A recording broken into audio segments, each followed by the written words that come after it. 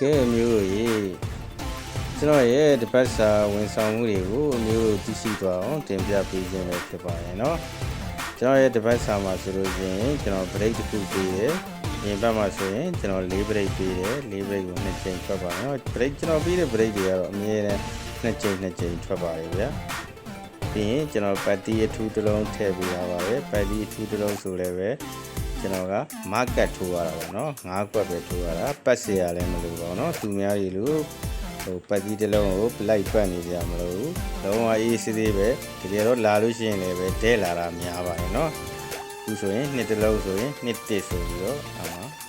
market ပြီးတော့ထွက်သွားပါတယ်เนาะအဲ့လိုမျိုးလေးတွေဒီလိုအထုကက်ကလေးတွေကို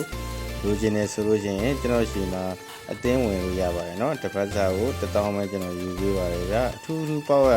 မယ်เนาะအမျိုးအဲ့ဒီတွေကိုလာပြီးတင်ပြပေးခြင်းဖြစ်ပါတယ်เนาะ